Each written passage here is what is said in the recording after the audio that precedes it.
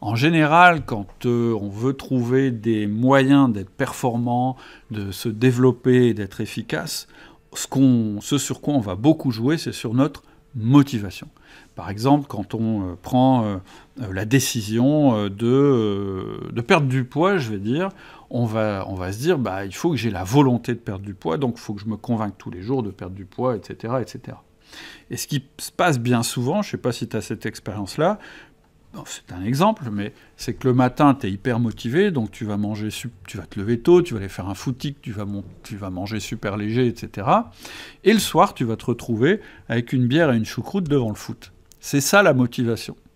La caractéristique de la motivation, quoi qu'on fasse, c'est qu'elle est fluctuante. Et donc, faire reposer ta réussite, ton efficacité, ton management, etc., sur quelque chose de fluctuant, ce serait un peu compter sur le beau temps alors que tu habites dans le Nord.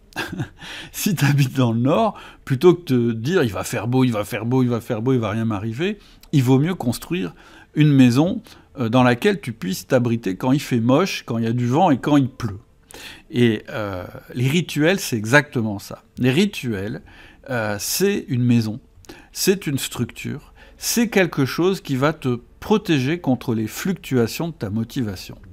Qu'est-ce que c'est un rituel ? En fait, ça s'approche un petit peu du compartimentage dont je te parlais juste avant, le fait de compartimenter les choses, mais pas seulement. Un rituel, c'est quoi ?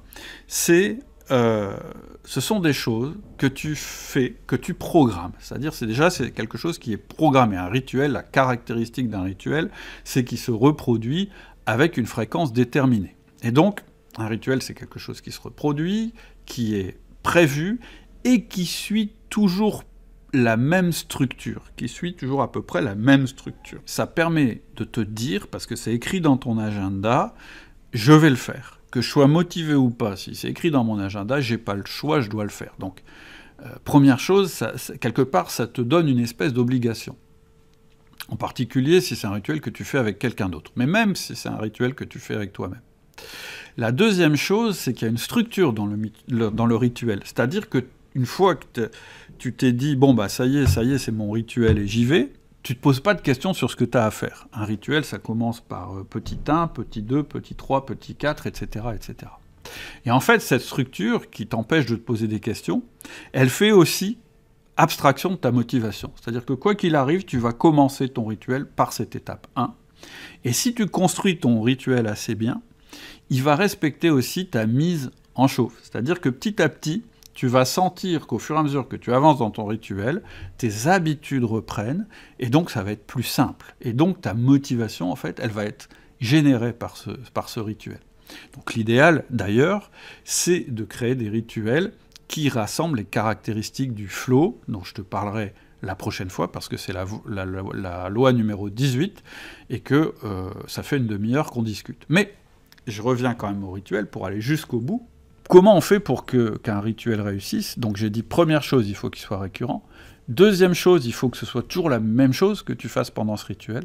Et troisième chose, il ne faut pas que ta semaine soit complètement enfermée, soit complètement, je dirais, qu'il n'y ait pas de temps libre, qu'il n'y ait pas de respiration. Il ne faut pas que ce soit que des rituels. Parce que si ta journée, c'est que des rituels qui se succèdent, tu vas devenir dingue. Donc, en général, les rituels ne doivent pas prendre plus de 50% de ton temps, c'est un maxi, moi je dirais 30% de ton temps. Alors c'est quoi les rituels ? En management, c'est le 1 à 1. On le fait quoi qu'il en soit. Mais ensuite, ça peut être le fait de relever tes mails. Ça peut être, par exemple, moi pour outil, je peux te donner ma routine de rituel pour outil du manager. Quoi qu'il arrive, et d'ailleurs je fais jouer la loi du midi, c'est-à-dire qu'il faut que ce soit fait avant midi. Si tu ne sais pas ce que c'est que la loi du midi, c'est que tu n'as pas écouté les podcasts précédents. Donc qu'est-ce que c'est ? Le lundi matin, j'ai un rituel, c'est que j'écris 2 mails privés, celui que j'enverrai le lundi et celui que j'enverrai le mardi. J'ai exactement le même rituel le mercredi. J'écrirai celui que je vais envoyer le mercredi, celui que je vais envoyer le jeudi. Le mardi, mon rituel, c'est de travailler sur la conception d'une formation. Le jeudi, mon rituel, c'est de travailler sur la conception d'une formation aussi. Et mon rituel du vendredi, c'est de travailler sur mon podcast.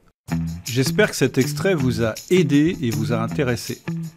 Pour accéder à la version complète, il vous suffit d'aller sur votre application de podcast, de vous abonner à Outils du Manager et de rechercher le podcast portant le numéro de cet extrait. A tout de suite.